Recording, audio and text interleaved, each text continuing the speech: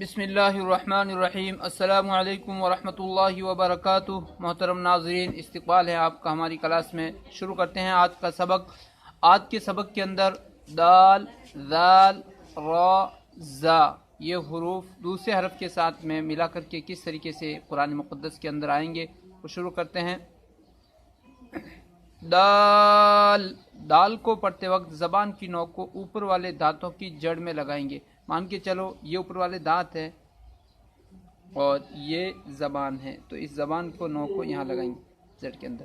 دال، اور ذال کو پڑھتے وقت زبان کی نوک اوپر والے دانتوں کے کنارے سے لگیں گی۔ ذال، ذال، آگے والا جو حرف نقطے والا ہے یہ ذال ہے۔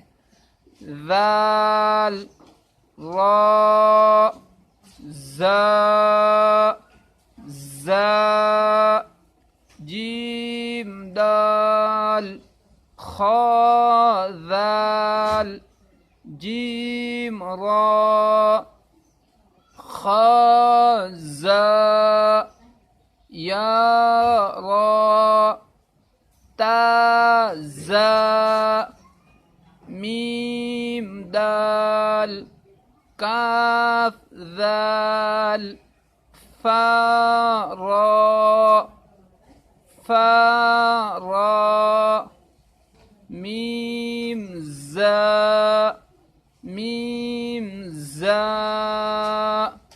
آج کا سبق مکمل ہو گیا۔ امید کرتا ہوں آپ حضرات کے سمجھ میں آ گیا ہوگا۔ سننے کے ساتھ ساتھ میں سبق کو پڑھنے کی بہت مشق کریں۔ جب تک ہم بار بار اپنا سبق پڑھیں گے نہیں اور پڑھ کر کے سنائیں گے نہیں، اس وقت تک ہمارا قرآن درست ہونا ناممکن ہے۔ اپنے آپ کے سبق کو سنانا بہت ضروری ہے۔ انسان خود بخود سب کچھ نہیں سیکھ جاتا، کسی نہ کسی کے رابطے میں رہ کر کے ہی سیکھتا ہے۔ تو یہ مقدس اور مبارک کلام جو احکم الحاکمین کا کلام ہے، ہم خود بخود کیسے سیکھ سکتے ہیں؟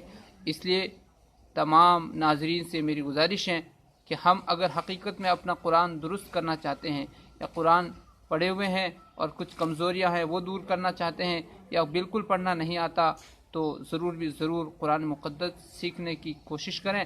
ہمارے واٹس ایپ نمبر کامنٹ کر کے حاصل کریں اور اس کے ذریعے سے آپ ہم سے رابطہ کر سکتے ہیں۔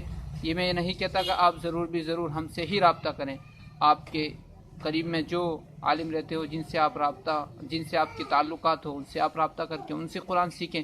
اگر ان سے نہیں سیکھ سکتے یا وقت کی وجہ سے وقت آگے پیچھے ہو جاتا ہے، وقت نہیں ملتا، تو آپ ہم سے رابطہ کر کے اپنا قرآن ضرور بھی ضرور یاد کریں، دعاؤں میں یاد رکھیں۔